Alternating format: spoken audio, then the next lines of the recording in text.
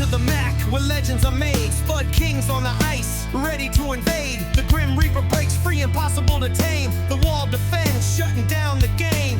Edwards and Schmidt, a true tag team. Breaking through the lines, they play supreme. The Spud Kingdom rises, loyal and proud. Idaho Falls rocking, we're bringing the crowd. Spud Kings, we own this night.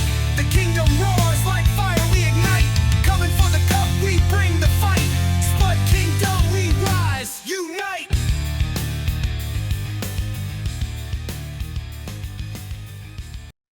What's good, Spud Kingdom? Welcome to the next episode of the Spud Kingdom podcast.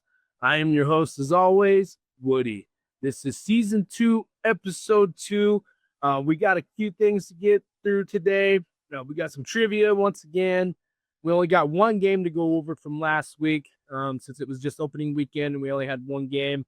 We got 3 stars of the week and a weekend preview.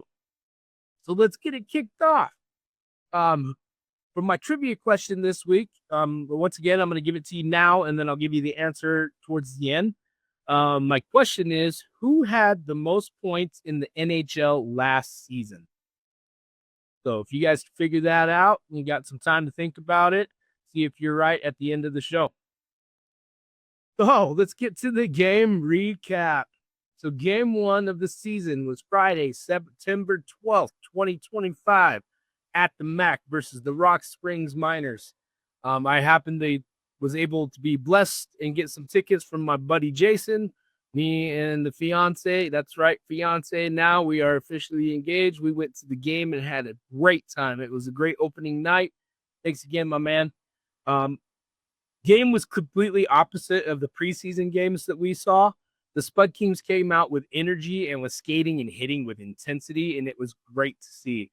It was literally a complete 180 turnaround from the games that we saw in the preseason where they looked down, no energy, just kind of going through the motions. So I was happy to see that.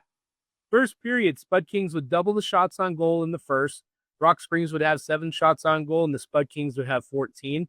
It would take almost a whole period, though, for the Spud Kings to get their first goal of the season. Both goalies were putting on a clinic at the beginning of the game.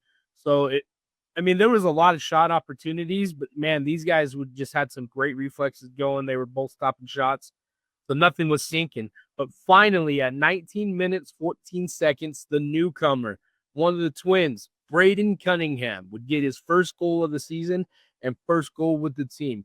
Welcome to the team, Braden. Thank you very much for showing up. We're excited to see what you and your brother can produce for us this year. Speaking of which, he was assisted by his brother, Camden Cunningham, his first on the year, and Tyler Atchison, also his first on the year. The period would end 1-0. So the second period, shots on goal were similar to the first, but the Spud Kings had 2 less in the period. Rock Springs had 7 shots on goal once again. Spud Kings only had 12. It wouldn't take as long for the Spud Kings to score this time. About halfway through the period, at 9 minutes, 17 seconds, the stash. That's right. Mr. Bookie Warshaw gets his first of the year, and he was assisted by Charlie Grant.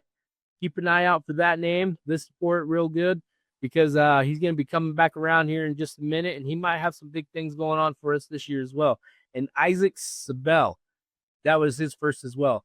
I think I mentioned last week on the opening of the first episode that I expect big things from Bookie this year. I think he played in more of a role play last year. I think he's going to end up shooting up and being a star this year. I just have a feeling that he's going to be one of those guys. I know we all love him in the Spud Kingdom already, but I think he's going to make it well aware. So after that, Rock Springs would finally answer back at 14 minutes, 18 seconds. Samuel Gold was able to get one past Sabev, and it was a lucky shot because it came from behind the net, and it took like a horrible bounce. I think it was like off the back of his leg or something, but it just took a wicked bounce. It almost looked like they were just trying to pass it out in front of the net to the slot, and it took a horrible bounce and went in the net. So they would end up getting a goal there, and the period would end 2-1, Spud Kings still in the lead. The third period, shots would once again be similar and dominated by the Spud Kings. Rock Springs had 6 shots on goal. Spud Kings had 11. This period would be all Spud Kings, though. The scoring would start fast, and they would continue to put the game out of the reach. At 18 seconds, DJ the Beast McLeish would get his first on the year, and what a strike from the point. It was a beautifully set up shot, and it was smashed. I mean, this had some ferocity behind it.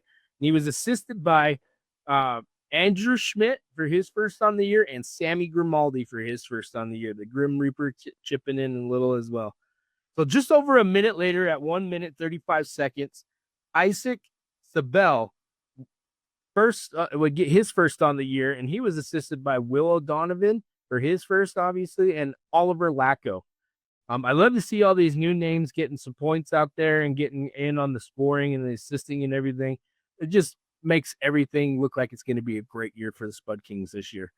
9 minutes would go by before the Spud Kings would strike again. At 10 minutes, 26 seconds, that name again, Charlie Grant, would get his first on the year, and he was assisted on the play by Camden Cunningham, his second of the game, and Leo the Man Tenuto, his first of the year.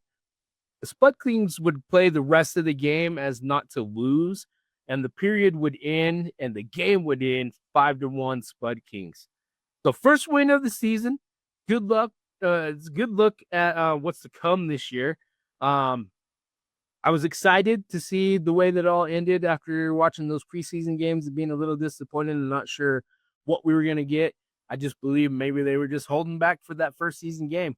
It's a week later, a day later, 8 days later, so maybe they got a little time to heal up. I know a couple guys were skating with injuries last week, but it didn't seem to make a difference out there. So hopefully they got that extra week of rest and they're ready to fire up tonight because I'm excited to go watch them. So my 3 stars of the week, based on all this, I'm going to go off of the 3 stars they had at the game themselves, since there was only one game this week to choose from. So my 3rd star of the week, the stash, Bookie Warshaw. He had 1 goal on the night, but always hustling and always looking to make a play. He had plenty shots on goal, plenty setup assists that looked beautiful. Unfortunately, things just didn't sink only one time, but that's okay. My 2nd star of the game, Alex Sabev. He only allowed 1 goal on 20 shots, and it was a fluke. I tell you, if you guys didn't see it, go back and watch it on Black Bear TV. If you were at the game, you know what I'm talking about.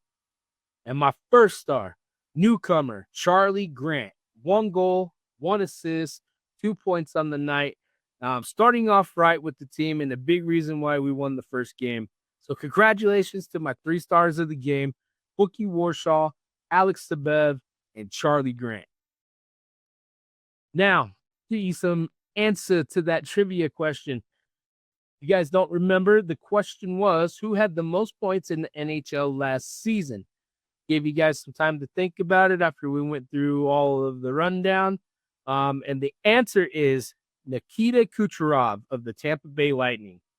He had like 113. I don't have the stats up. Let me see if I have it up right here.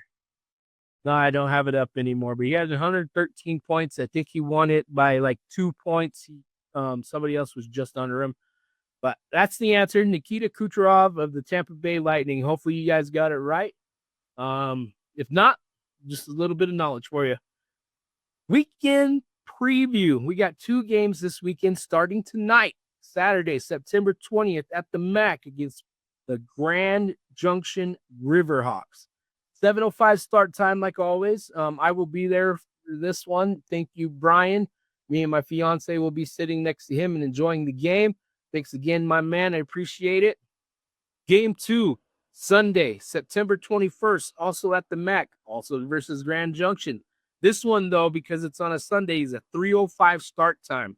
So come out if you can and support the reigning, defending the Neen Cup champions, your Idaho Falls Spud Kings. Come make some noise and get rowdy. And those who can't make it, you can stream it on Black Bear TV.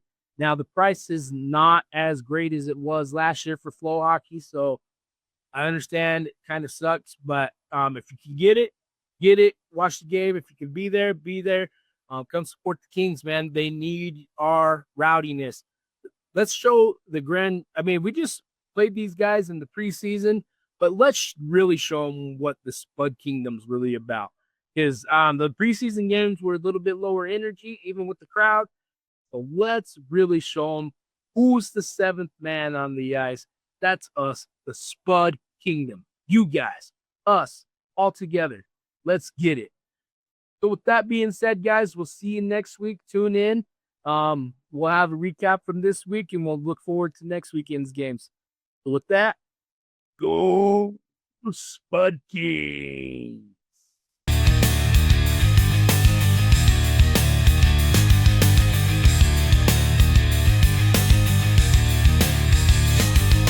Rivals crumble as the anthem plays. The beast off the leash, setting the stage ablaze. Edwards with the setup, Schmidt with the strikes, Spud Kings on the ring.